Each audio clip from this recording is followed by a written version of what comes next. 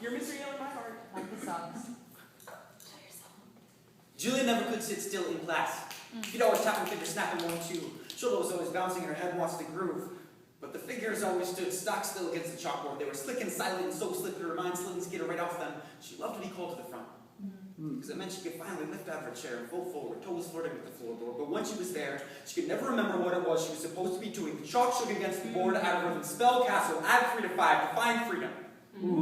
She could never get it right on the first try or on the second until she had to sit down.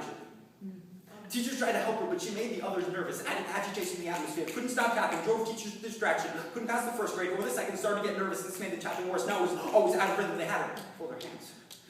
Stop. Hold the desk. Couldn't stop, hold herself, but she would vibrate like a tuning fork, squirming out of the teacher's straitjacket stare. She couldn't stop. They snapped at her, couldn't stop, yelled at her, couldn't stop, sent her to the principal's office, couldn't stop, knuckles crackling against the looming desk. She never stopped moving. She's sick, the principal told her mother.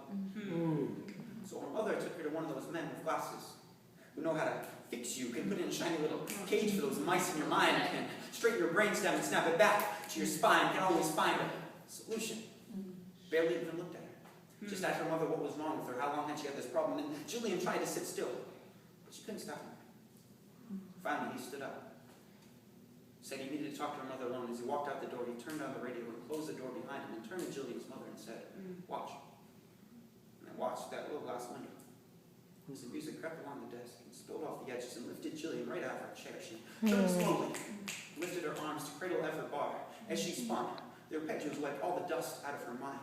Decades passed and thunderstorms crashed with her and washed all the nervousness out. She turned as if she knew what she was supposed to be doing, to find freedom. The lines of her elbows traced the turrets of castles from an architect's prayer, and knew with every breath that 3 and 5 is just 8. Well, Julian never could sit still in dance class. Feet always tapping, fingers tapping, and lovely called to the mirror to imitate every move, and more often than not got it exactly right first try. Julian never could sit still, period. The subway ride to the recital was its own performance. Every mile was 5,000 dance steps. She washed her hands in time, brushed her teeth like an opera woman. She needed to think she moved a little more because she knew that thinking was moving, moving was living. Each step was only breathing, each pirouette just a pulse. Yes. Years later, Jillian never could sit still in her hospital bed. Feet tapping, fingers snapping 1, 2. Shoulders always bouncing, head wants to groove. Doctors smiled like they heard music, said she's a famous dancer. And even to the very end, she never stopped moving. Merely leapt up to meet the angel of death in the doorway, grabbed him by the waist, and waltzed away. Golden